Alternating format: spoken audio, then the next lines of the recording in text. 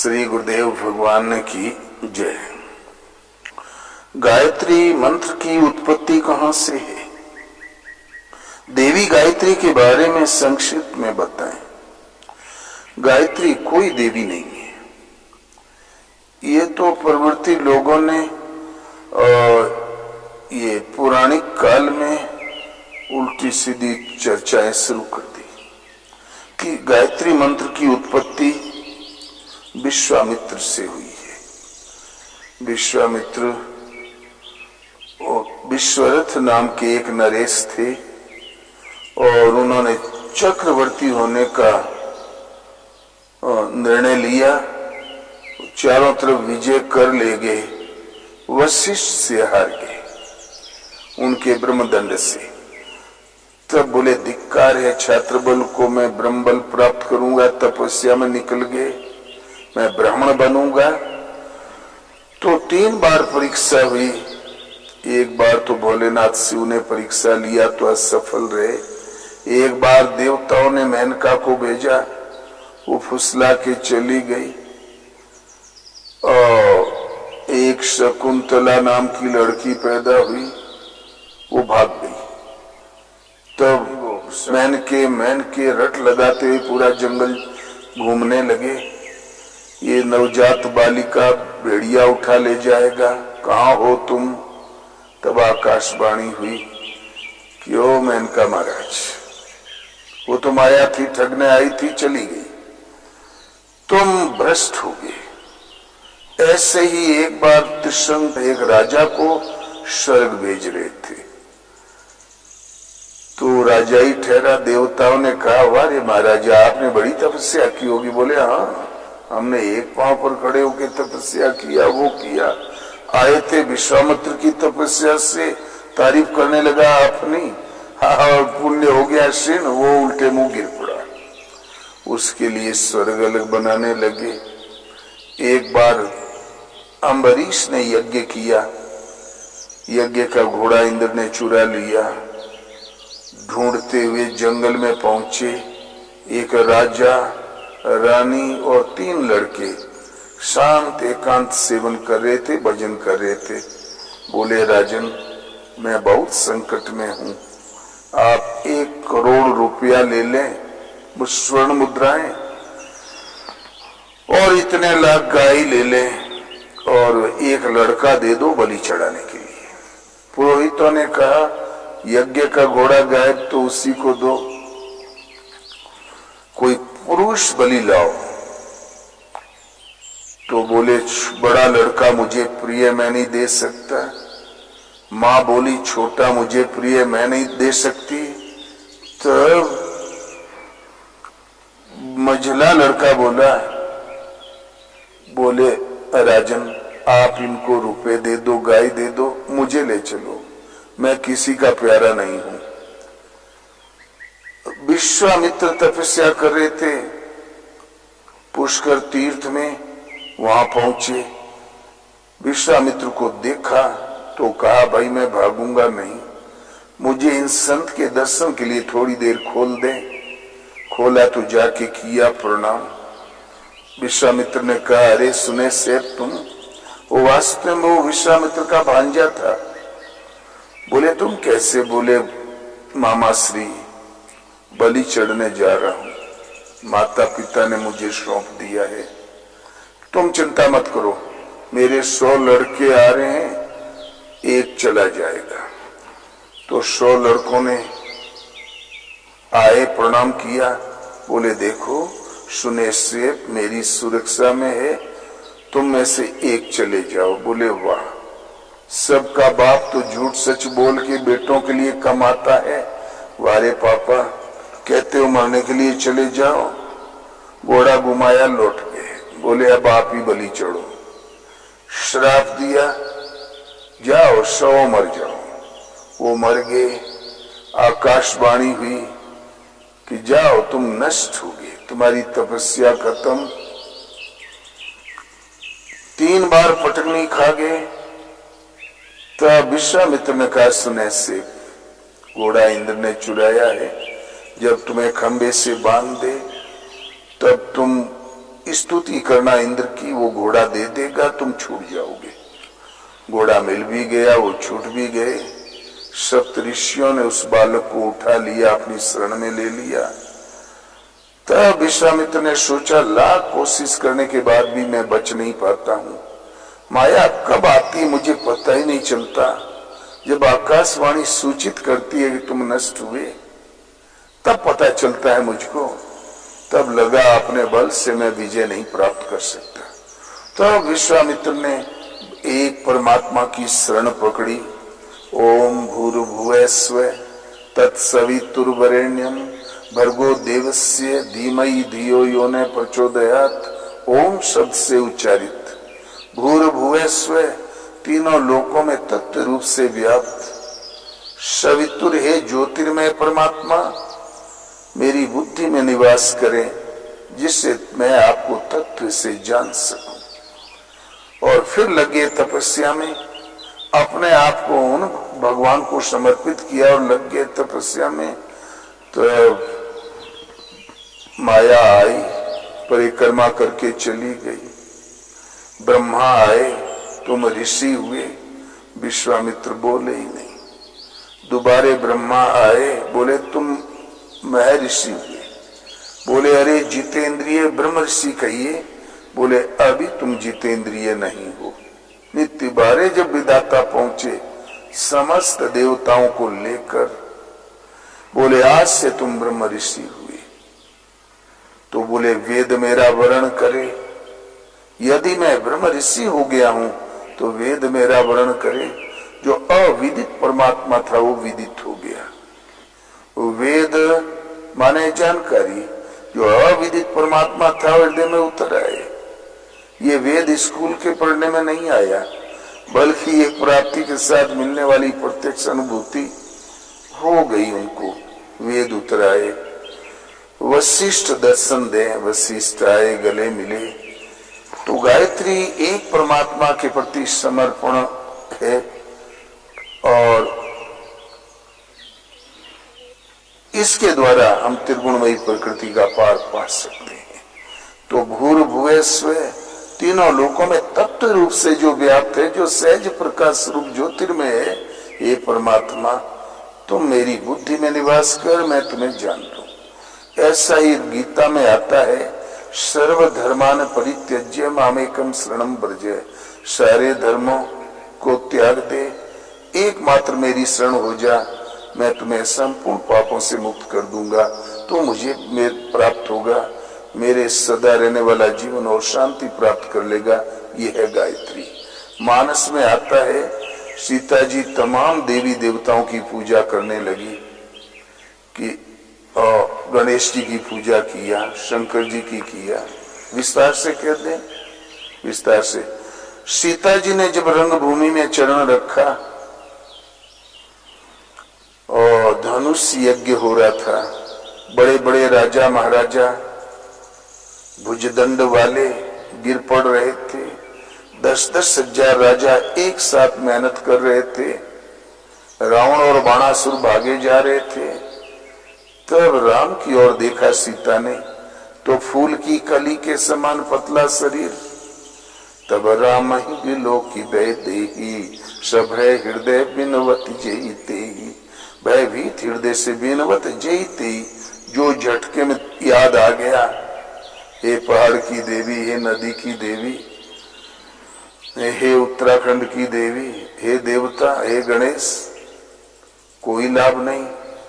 और पार्वती की ओर घूम गई सीता जी। आज तक हमने आपकी सेवा की, उसके बदले में कर हित हरो चाप गरुआई। मेरा हित सदता दिखाई पड़े, चाप को हल्का कर दो।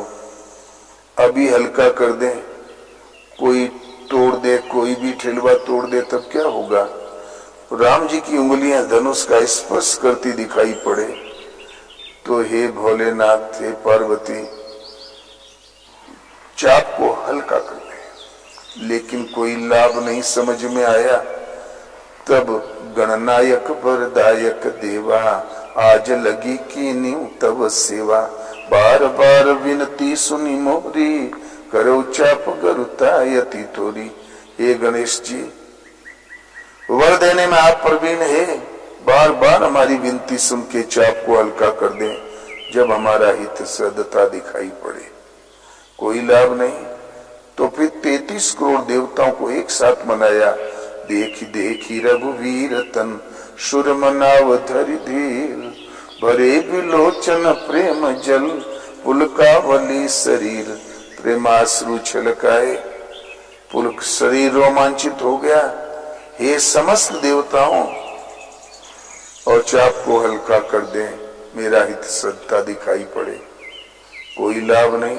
तब सीता जी ने आंखें बंद कर लिया और उन प्रभु को शरण चली गई उनकी, जिनकी शरण जाना चाहिए था कि मन क्रम बचन मोर पनु साचा, श्री रघुवीर चरण मन राचा। तो भगवान सकल उर्वासी, करहु मोहि रघुवर के दासी। मन कर्म वचन से मेरा प्रण सत्य है, श्री राम के चरणों में मन अनुरक्त है। तो भगवान कौन? भगवान सकल उर्वासी, जो घट घट में वास करते हैं, सबके हृदय में वास करते हैं, वो भगवान मुझे राम की दासी बना दो। राम ने जान लिया, अंतर प्रेम राम सब जाना। राम जी समझ गए कि अब मेरी शरण आ गई। तो तेहि क्षण मध्य राम धनु तोड़ा, भरे भुवन धुनि घोर कठोरा। जिस क्षण वो शरण गई, क्षण मध्य, क्षण पूरा नहीं हुआ, आधा क्षण में धनुष टूट गया, जयमाला पड़ गई, सफलता मिल गई। ये सब विवरण ये कहता है कि एक परमात्मा की शरण जिस क्षण गई, उसी क्षण सफलता मिल गई। भजन एक परमात्मा का ही करना चाहिए। तो ये है गायत्री। ओम भूर्भुवः स्वः, ओम शब्द से उच्चारित, भूर्भुवः स्वः तीनों लोकों में तत्व रूप से व्याप्त। घट घट वासी हे प्रभु, मुझे राम की दासी बना दो। यही गायत्री, एक परमात्मा की शरण गायत्री। और फिर वो ब्रह्म तत्व को पा गया, ब्राह्मण हो गया। उस सत्य की जरूरत है, उन सबको जपना चाहिए। वो गायत्री मंत्र जपने से क्या लाभ है? सर्वस्व की प्राप्ति। क्या आप गायत्री मंत्र के विषय में वैज्ञानिक, तार्किक, साहित्यिक चर्चा करेंगे? कोई वैज्ञानिक चर्चा, उसमें तो भगवान के प्रति समर्पण है, प्रभु के समर्पण में कोई तर्क नहीं। ये साहित्यिक प्रश्न ही नहीं है। और गायत्री मंत्र जपने से क्या लाभ है? अनंत ये देवी देवताओं की पूजा से संबंध हट जाएगा और एक परमात्मा से श्रद्धा जुड़ जाएगी। गायत्री मंत्र का यही सर्वोपरि लाभ है। फिर जीवन में कभी भ्रांति नहीं होगी। गायत्री मंत्र का अर्थ क्या है? उन एक परमात्मा का गायन, चिंतन, उनके प्रति समर्पण, जिससे त्रिगुणमयी प्रकृति का पार पाया जाता है। और गायत्री मंत्र के जाप से किन कठिनाइयों का निवारण किया जा सकता है? समस्त कठिनाइयों का। फिर जीवन में कठिनाई होती ही नहीं। लेकिन वो एक परमात्मा की शरण गायत्री है। संस्कृत भाषा में ओम भूर्भुवः पढ़ा जाता है और अपनी भाषा में बोले, हे परम तत्व परमात्मा, घट घट वासी प्रभु, मुझे अपनी शरण में ले ले, मैं प्रत्यक्ष जानना चाहता हूं। यह है गायत्री। और लोगों ने फिर अर्थ न समझने से, किसी ने देवी कहा, किसी ने मंत्र कहा, किसी ने कुछ कहा, किसी ने कहा ब्राह्मण ही जप सकता है। वो क्षत्रिय थे विश्वामित्र। जब ब्रह्म तत्व को जान लिया, विदित हो गया, वेद उतर आए, फिर वो क्यों जपेगा? वो तो पा गया, ब्राह्मण हो गया, पा गया। जो न पाया वो प्रत्येक प्राणी जप सकता है। इस सब के लिए लागू होता है। और गणेश पूजा और मंत्र के विषय में चर्चा करने जा रहे हैं, परंतु उससे पहले हमें भगवान गणेश की धारणाएं और उनकी उत्पत्ति का महत्व बताएं। पंक्ति दर पंक्ति गणेश मंत्र का अर्थ क्या है? गणेश मंत्र का जाप करने से क्या लाभ है?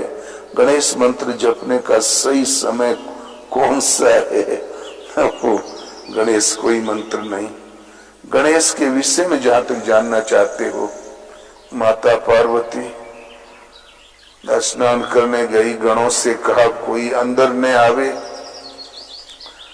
तो भोलेनाथ शिव पहुंच गए, नंदी वगैरह हाथ जोड़ के खड़े हो गए। बोले आप, किसी ने रोका नहीं। बोले हमें रोकने वाला कौन है?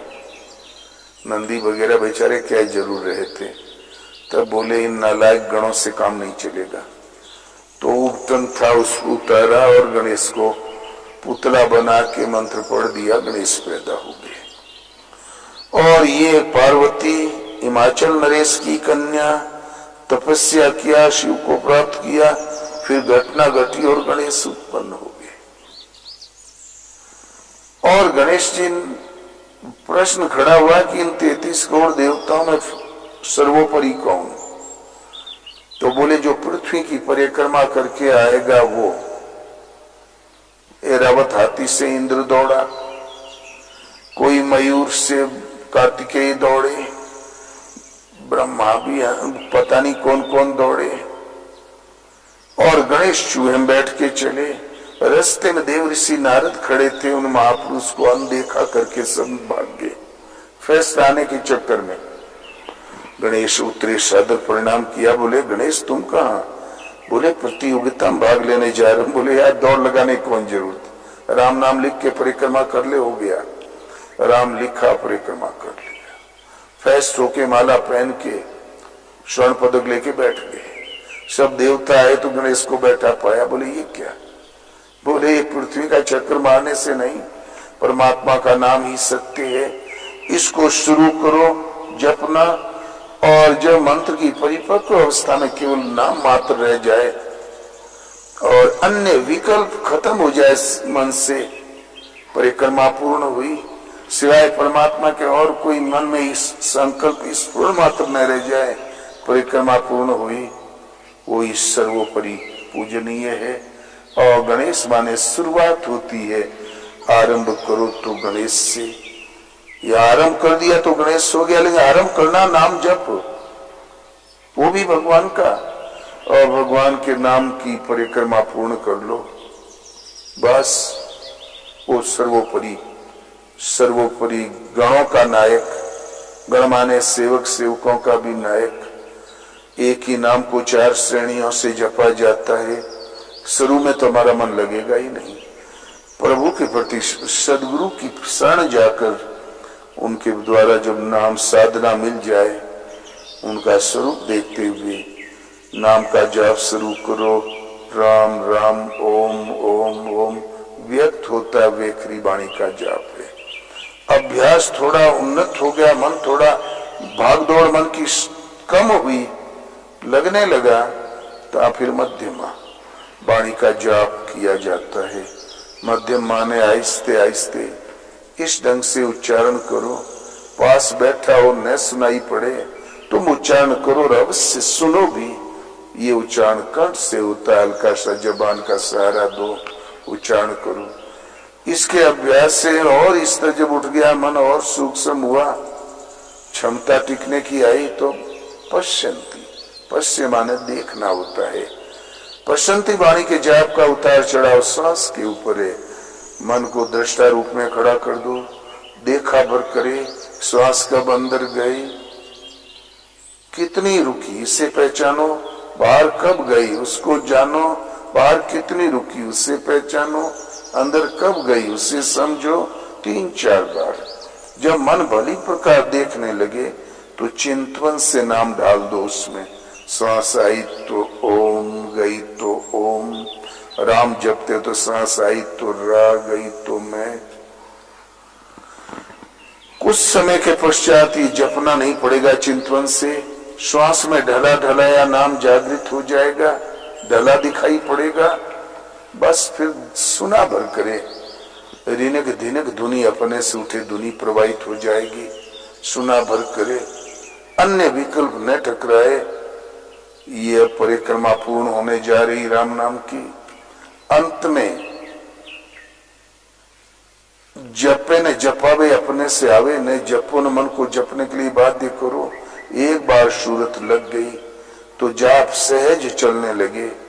इसका नाम है अजपा। अजप माने मत जप। हम न जपे और जाप हमारा साथ न छोड़े। एक बार सूरत लगी तो धुनी प्रवाहित हो गई। आज तो जप आवश्यक। एक ही जप को पराबाणी की परिपक्व अवस्था काल में परम तत्व परमात्मा वेदित हो गया। परम में प्रवेश करने वाली वाणी है, इसलिए इसका नाम पराबाणी है। और जब प्रवेश मिल गया तो वाणी है खत्म और परिक्रमा पूर्ण हुई। तो जप मरे अजपा मरे अनहद हूं मरी जाए और सूरत समानी शब्द में ताई काल न खाए। जप अनिवार्य है। जप मरे कब? अजपा जब जागृत हो जाए तब। अजपा मरे कब? जब अनहद जागृत हो जाए तब। अध कहते हैं सीमा को, अनहद कहते हैं असीम को। भजन मापतोल से ऊपर असीम गति से चलने लगे। अनहद हो मरी जाए कब? जब सूरत समानी शब्द में ताई काल न खाए। मन की दृष्टि का नाम सूरत है, वो शब्द में समा जाए। जो शब्द धुनी सुन रहे हो नाम की, उसमें समा जाए। मन की दृष्टि उसमें समाहित हो जाए। ये मन की निरोध नहीं, विलय की अवस्था है। उस वक्त में काल से अतीत अकाल पुरुष परमात्मा वही शेष बच रहता है। यदि भगवान को खा लेगा काल तो आपको भी अवश्य खा लेगा। वह काल की पहुंची नहीं। काल ने खाए कल्प ने व्यापे दे जरा नहीं चीजें। परिक्रमा पूर्ण हुई। शुरू किया हुआ भजन पूर्ण हुआ। तो शुरुआत का नाम है गणेश। शुरू कर ही दिया नाम एक प्रभु में समर्पण के साथ तो गणेश। और साधना की पूर्ति में परिक्रमा पूर्ण। इसलिए हर हालत में एक भजन भगवान का करना है। गणेश नाम का अलग देवता ही पौराणिक कथानक है। तुलसीदास जी ने कहा कलिमल गर्षे धर्म सद लुप्त भये सद ग्रंथ दम्भिन निजमति कल्पि करी प्रकट किए बपवंत।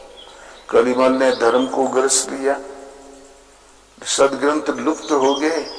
दम्भियों ने पाखंडियों ने बुद्धि से कल्पना करके बहुत से पंथ पैदा कर लिए, मतांतर खड़े कर दिए। तो जो बहुत से पंथ पैदा किए थे वो क्या है? तो बहु पंथ पुराणनी जहां तहां झगड़ो सो तुलसी कहो राम भजन नीको मोहि लागत राज डगरो सो। बहु पंथ है पुराण। पुराणों को बहु पंथ बताया, मतांतर बताया, सब में झगड़ा। गणेश पुराण में गणेश पड़ा, शिव में शिव बढ़े, विष्णु में विष्णु बढ़ा, देवी में देवी बढ़ी और सब झाड़ू लगावे। जहां तहां झगड़ो सो तुलसी कहो राम भजन नीको मोहि लागत राज डगरो सो। तुलसीदास गुरु महाराज ने कहा राम का भजन कर और ये राजमार्ग ऐसा लग रहा है यही सर्वोपरि करो। बस इसीलिए ये गणेश बाह्य जो देवता है ये पुराणों की देन है। शुरुआत केवल एक प्रभु के प्रति नाम जब से आप शुरू करें, समर्पण का पास शुरू करें, गणेश पूजा स्टार्ट हुई और मंत्र की पूर्ति काल में शुद्ध शब्द में समा गई तो गणेश पूजा पूर्ण। भोलेनाथ शिव आदिनाथ थे, वो स्वयं भू है, शंभु, स्वयं करता धरता। शिव शंभु मंत्र के विषय में चर्चा करेंगे, परंतु उससे पहले आप भगवान शिव के बारे में संक्षिप्त में बताएं। और शिव आदि योगेश्वर थे। शिव से ही योग साधना की शुरुआत हुई। वो माता पिता से हीन आत्म स्वरूप थे, परमात्मा स्वरूप थे शिव शंकर। इसीलिए शिव स्वयं भू है, स्वयं करता धरता थे। वो भूतनाथ प्राणी मात्र की शरण स्थली थी। उनकी शरण गए बिना कोई भगवान को नहीं प्राप्त कर सकता। शिव सदगुरु थे। आदि शंकराचार्य ने कहा क्या पूजनीयम शिव तत्व निष्ठा। सृष्टि में पूजनीय कौन है? जो शिव तत्व में स्थित है, प्रकृति की सीमाओं से अतीत है, उसे शिव कहते हैं। जो उस शिव तत्व में जो स्थित है वही पूजनीय है, अर्थात वह महापुरुष पूजनीय है।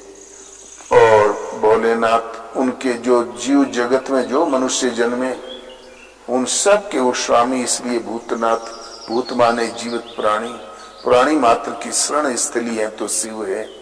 गण माने उनके सब सेवक मंडली का लंबी परंपरा है, उनमें से गणेश भी एक हैं,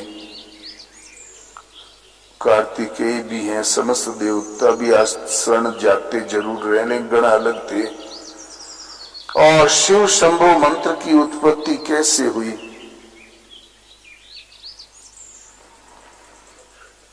बहुत से भगवान के नाम, कैलाशपति, शिव शंभु, जो स्वयं अपने में परिपूर्ण है वही स्वयंभू कहलाता है। त्रिपुरारी है, त्रिगुणमयी प्रकृति के इस नगरी को अंत करके जो परे स्थित है भोलेनाथ है, वो बिल्कुल अनभिज्ञ संसार से अपने स्वरूप में निमग्न रहने वाले हैं। भगवान शिव के ही सब नाम है, अलग से कोई मंत्र नहीं है। शिव और शिव शंभु मंत्र का अर्थ बताएं। जो स्वयं अपने में परिपूर्ण हो, स्वरूपस्थ हो। शिव शंभो मंत्र के जाप से किन कठिनाइयों को हल किया जा सकता है, और कठिनाई आती ही नहीं। जब जाप शुरू ही कर दिया तो कठिनाई दूर पीछे हट गई। वो कठिनाई कोई कठिनाई सृष्टि की उनके सामने नहीं आती। और शिव शंभो मंत्र के जाप से, शिव शंभु कोई मंत्र नहीं है, ये तो उनका नाम है। स्वयं में स्थित है शंभु, स्वयंभू, स्वयं करता है स्वयंभू। शिव माने जो प्रकृति की सीमा से अतीत है, शंकारी से शंकर है जो शंकाओं से अतीत है। और कैलाश के स्वामी थे कैलाशपति, ये कोई नहीं, उन्होंने केवल शंकर जी ने जासु नाम बल शंकर काशी, सबई देत समगति अविनाशी। उन भगवान शिव के नाम के बल से शिव ने भगवान राम के नाम के बल से काशी में मरते हुए जीवों को अविनाशी पद दिया ही करते हैं, वो आज भी देते रहते हैं। और काशी मरत जीव है वो लोकी, जासु नाम बल करऊं अशोकी। काशी मरते हुए जीव को यदि मैं देख लेता हूं, उन परम प्रभु के नाम राम नाम के बल से और अविनाशी पद प्रदान कर देता हूं। और इसलिए शंकर जी की जो भी शरण में आया, जैसे काकभूषण, पहले तो उसको श्राप दिया, बोले दुष्ट गुरु महाराज आए, बैठा रह गया। गुरु महाराज ने बीच विचार किया, बोले प्रभु इस गरीब का तो कोई दोष नहीं है। तब मायावश जीव जड़ संतत फिरे ही भूलान, ते पर क्रोध न करिए प्रभु दीन बंधु भगवान। आपकी माया से विवश होकर ये जीव है, ये जड़ है, भूला पड़ा है, भटक रहा है गरीब, इसने तो कोई दोष ही नहीं किया। माया ने नचाया, जिधर वैसे नाचा बेचारा। जब आप ही की निगाह पड़ गई तो इसका परम कल्याण हो वो कर डाले। तो भगवान शिव ने कहा जाओ, तू दुष्ट है इसी लायक था, लेकिन गुरु महाराज की साधुता देखकर मैं तुझे क्षमा करता हूं। और पूरी प्रभाव अनुग्रह मोरे, राम भक्ति उपजई तोरे। एक तो अयोध्या में जन्म हुआ, उसका प्रभाव मेरी अनुकंपा से राम भक्ति तुम्हारे हृदय में उत्पन्न होगी। उन्होंने कोई मुक्ति नहीं दिया, राम की भक्ति दे दिया। शिव सेवा कर फल सुत सोई, अविरल भक्ति राम पद होई।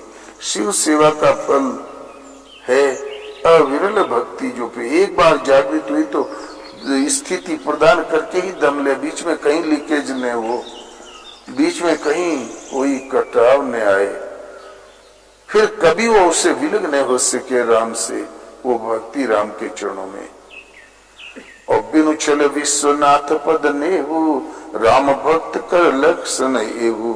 बगैर छल कपट के विश्व में जो नाथ है, मालिक है, से उन शिव के चरणों में प्रीति के बिना कोई भगवान को प्राप्त। राम भक्त के यही लक्षण है, ध्यान धरो शंकर जी का, पा जाओ राम को। वो आदि सदगुरु थे, योगेश्वर थे। जय पर कृपा न करें पुरारी, सो न पाओ मुनि भक्ति हमारी। जिस पर ये पुरारी सत्रस्तम त्रिगुणमयी प्रकृति त्रिपुर कहलाती है, इसका अंत करने वाले वो महापुरुष भोलेनाथ शिव कृपा न करे, कोई भगवान की भक्ति प्राप्त नहीं कर सकता।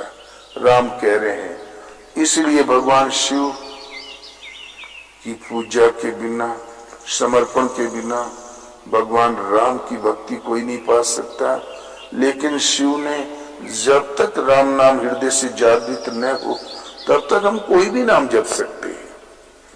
आदि दूरी तय न हो तब तक हम कुछ भी जप सकते हैं।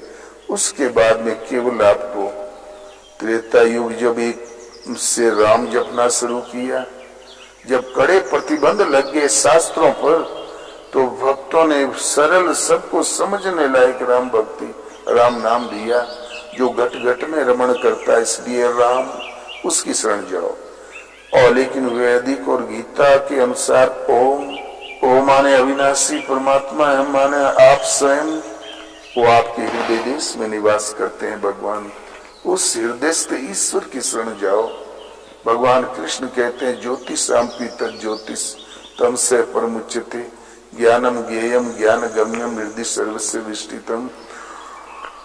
वो ज्योतियों का भी ज्योति, अंधकार से अत्यंत परे, ज्ञानम सर्वज्ञाता, ज्ञान गम्यम, ज्ञान के द्वारा सबके लिए सुलभ, सब प्राप्त कर सकते हो। लेकिन रहता कहाँ है भगवान? तो हृदय सर्वस्य विष्टितम, सबके हृदय देश में समाविष्ट होकर सदा निवास करता है। हृदय से ईश्वर की शरण जाओ। जो अर्थ राम का वही ओम का है,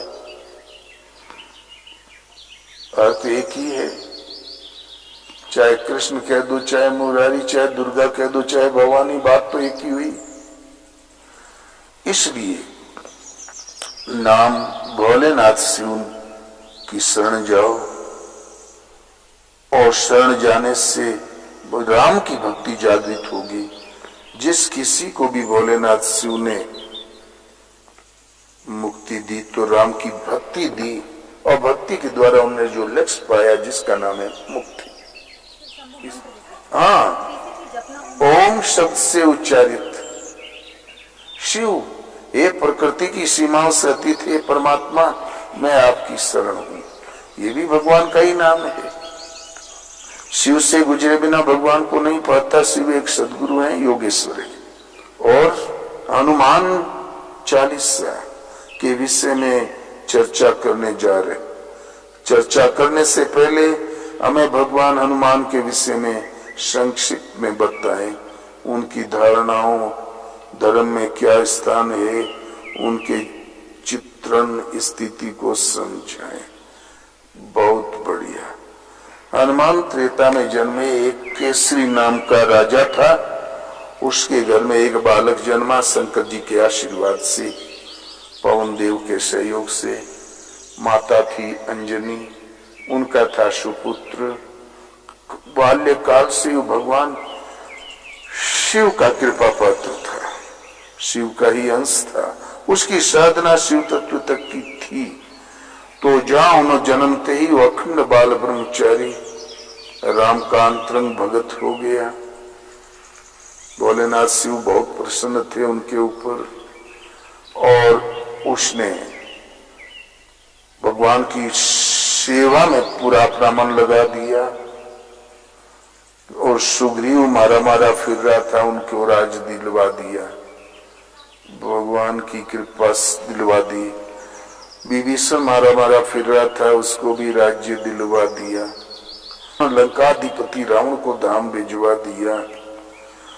और उनका जीवन चरित्र केवल परमात्मा के प्रति समर्पित है।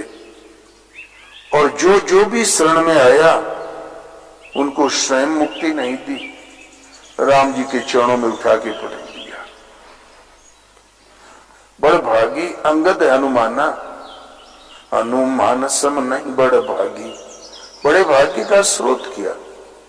प्रभु के चरणों का अनुराग, नहीं कोई राम चरण अनुरागी। अंगद ने हनुमान जी का पीछा किया। जिन चरणों के अनुराग से हनुमान बड़भागी थे, उन चरणों को अंगद ने भी पकड़ लिया। तो बड़भागी अंगद हनुमाना, चरण कमल चापत विधि नाना। बड़े भाग्यशाली अंगद और हनुमान दोनों चरण कमल चापत विधि नाना। भगवान के चरण कमलों की सेवा अंगद ने भी हनुमान जी जैसी प्राप्त कर ली। सुनहु उमाते लोके अभागी, हरित जी हो ही विषय अनुरागी। वो लोग अभागे हैं, एक परमात्मा प्रभु को छोड़कर विषयों के अनुरागी होते हैं। बड़े भाग्य मानस तन पावा, सुर दुर्लभ सद ग्रंथ निगावा। बड़े भाग्य से मानव तन मिला है। हनुमान जी ने अपना निजी परिचय दिया। विभीषण जब मिला तो बोले मेरे ऐसे अधम पर भी प्रभु कृपा करेंगे। तो बोले विभीषण जी, मैं ही कौन बहुत बड़ा हूं, कहो कौन मैं परम कुलीना, कपि चंचल सब ही विधिहीना। कपि हूँ चंचल हूँ, सब विधि से हीन हूँ। प्रात ले जो नाम हमारा, ता दिन ताही न मिले आहारा। प्रात हमारा नाम ले ले, उसको भोजन न मिले। और अश में अधम सखा सुनु, मोह पर रघुवीर। कीन कृपा सुमेरी गुण, भरे बिलोचन नीर। इतना अधम हूं मैं कि प्रातः सवेरे हमारा नाम ले ले, दिन भर भोजन नसीब न हो। इतना अधम हूं, मुझ पर भी कृपा की है। तुम तो राजकुमार हो विभीषण जी, चलो राम की शरण। राम की शरण में भेज दिया। तो हनुमान में जो हनुमानपना था, वो अंतरंग भगत थे। ज्ञानी नाम अग्रगण्यम, ज्ञानियों में अग्रगण्य थे। लेकिन जन्मना कोई कुलीन नहीं थे, वो थे तो बांदर। बानर एक वरिष्ठ नर होता है, बानर माने। अर्जुन नर थे, हनुमान वरिष्ठ नर बानर। ये मनुष्यों की प्रजाति थी। माना कि बानर जात का एक पशु भी है, उससे कोई मतलब नहीं। हाँ, उनका ट्रेडमार्क पूछ रही होगी। नाग जातीय क्षत्रिय थे, उनका ट्रेडमार्क ऊपर मुकुट पर एक नाग रहा। लेकिन नाग कन्या से विवाह अर्जुन का हुआ। अभी नागिन ला के दे ब्याह करोगे, भाग जाओगे, छत पे चढ़ जाओगे। तो ये सब आपके पूर्वजों के सब नाम थे। नाग, मंडूक है, गज, बानर, रिक्शराज बड़े विद्वान थे। उस समय की वंशावलियां यही थे आपके पूर्वज। हाँ, अब तुमने क्या कहा, तुम्हारा प्रश्न हल हुआ? हनुमान चालीसा मालूम है। हनुमान चालीसा उन महापुरुष ने अपने जीवन में कहा जन्मे, क्या किया, भगवान की भक्ति, अखंड ब्रह्म बाल ब्रह्मचारी, जो शरण में आया राम की शरण में भेज दिया। और सारे, कोई दुखी मिला उसको सुख, कोई दुष्ट मिला उसका अंत। हनुमान चालीसा उनकी जीवनी है।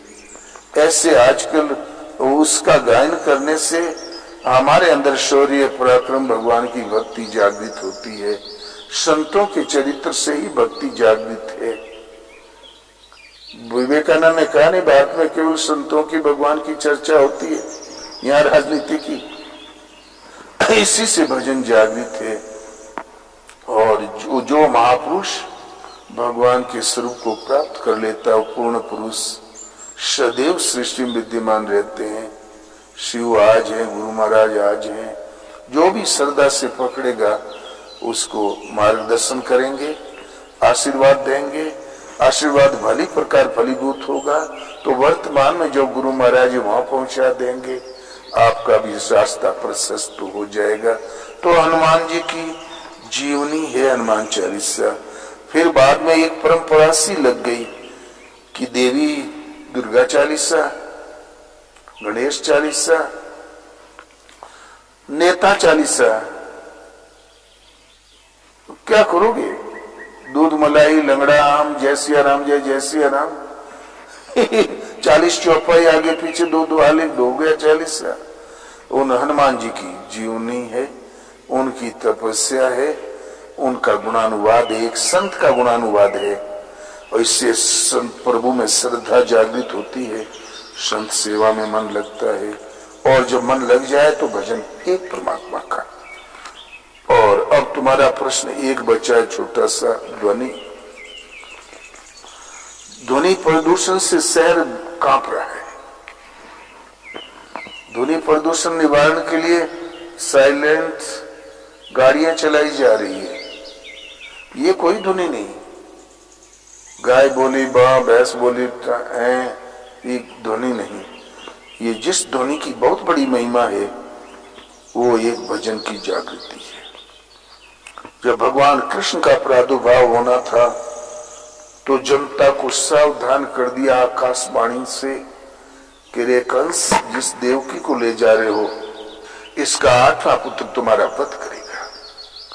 कोहराम मच गया, जनता तो भगवान भगवान गाने लगी। कंस मौत के बचने के लिए मोर्चाबंदी करने लगा। वो है ध्वनि, वो परमात्मा से प्रदत्ति हुआ करती है। और भगवान ध्वनि, भगवान राम का वनवास हो गया। वो चित्रकूट में झोंपड़ी बनाकर निवास करने लगे। माता सीता, राम, लक्ष्मण कोल भील सेवा में लग गए। और भरत, दुखी भरत चला राम को मनाने, तो पूरा अयोध्या ही पीछे लग गई। फौज फाटा, हाथी घोड़ा। कोल भीलों ने सूचना दिया तो लक्ष्मण लकड़ी लेने गया था, तमतमाता आया, धनुष्मान उठा लिया, बोले भैया पूजा पाठ छोड़ो। वो भगवान पूजा में लगे थे, बोले पूजा पाठ छोड़ो, धनुष उठाओ। वो आ गया, बोले कौन? वो आपका चहेता भरत। बोले भरत आ गया? भरत आ गया लक्ष्मण, खुशी की बात है। भरत ऐसा भाई दुनिया में कभी पैदा हुआ ही नहीं, न होगा। तो बोले आपको सब अपने जैसे ही लगते हैं।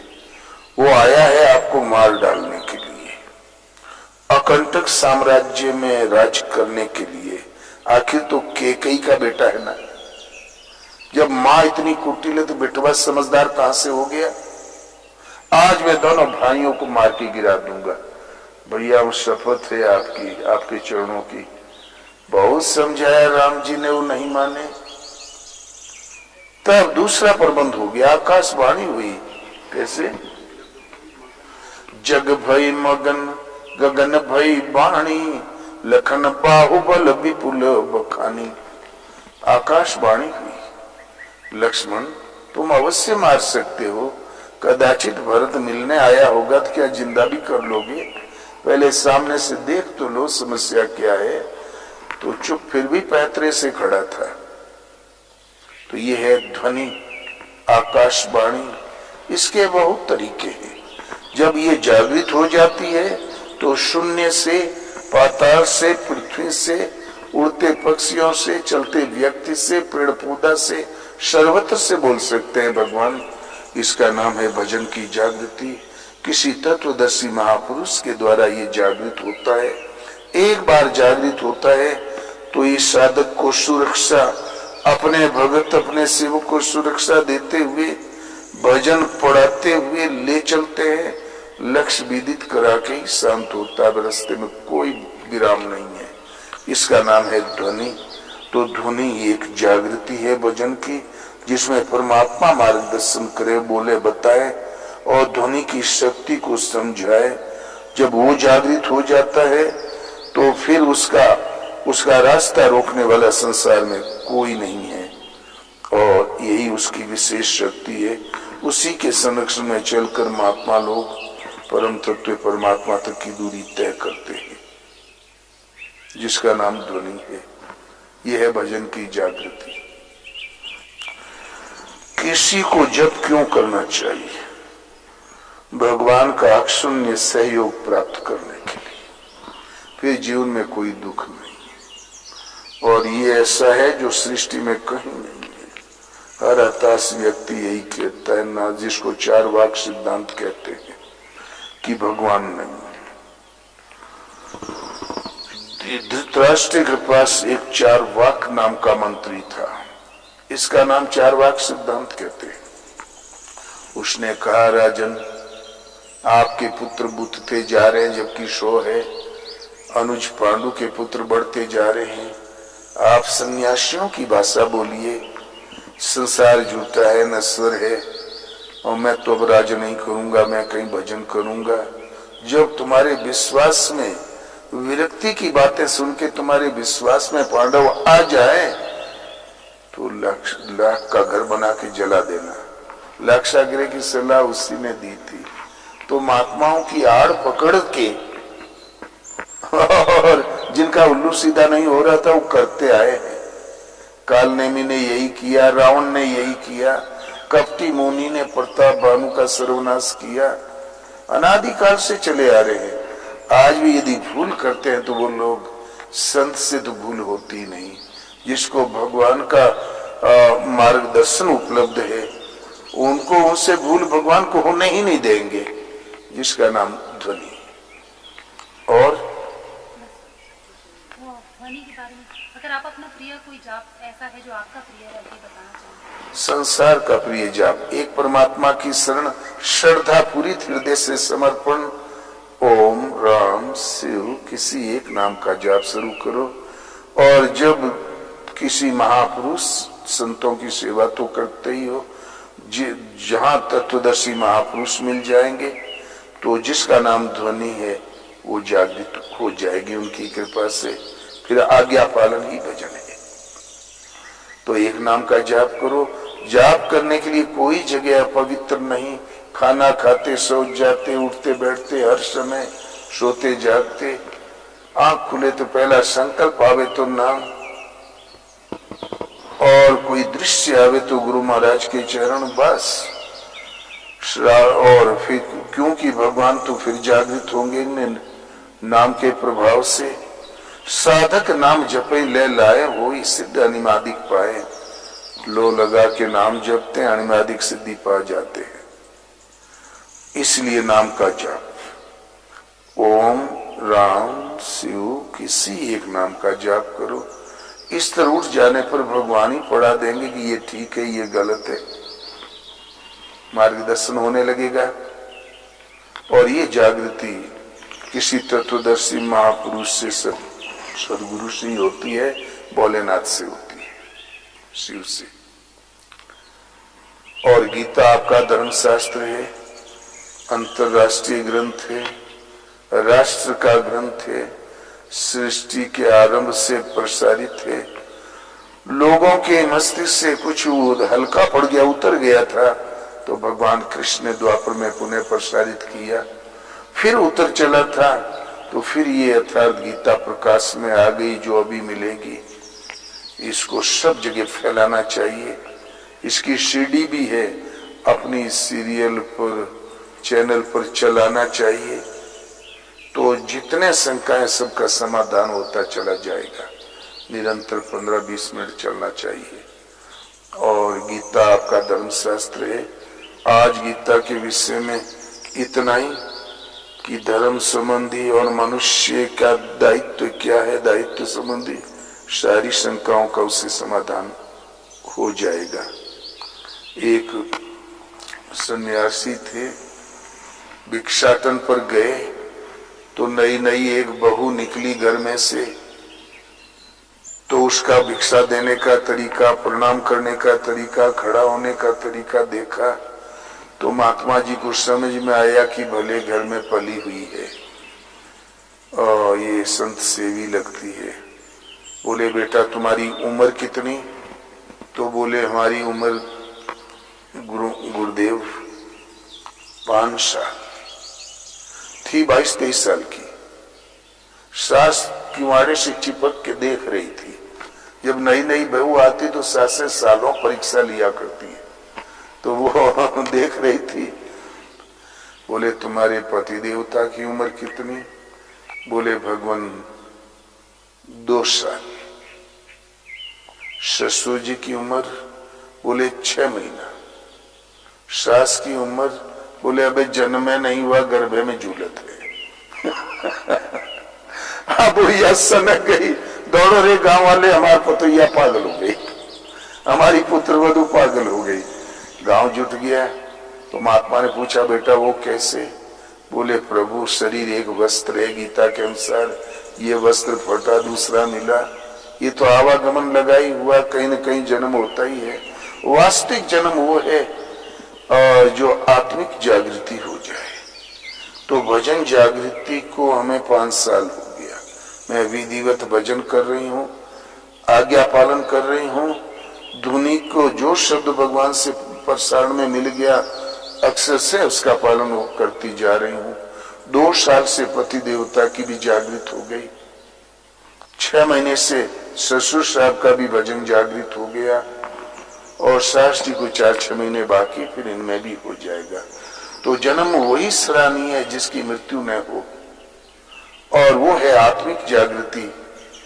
जागृति शनै शनै आत्मा के ही संरक्षण में चलते हुए परम तत्व परमात्मा का दर्शन, स्पर्श और स्वरूप की स्थिति वास्तविक वो सहज रूप परिपक्व अवस्था है जन्म की। तो हमारे भजन जागृति को 5 साल हुआ। भगवान सास भाग गई, बोले बड़े पतोइया तो बहुत आगे है। तो इसीलिए ध्वनि ये सदगुरुओं के द्वारा आज भी उतनी ही सुलभ है जितनी त्रेता द्वापर और सृष्टि के आरंभ में थी। संतों की सेवा करें, सब मिलेगा। बोलो श्री गुरुदेव भगवान की।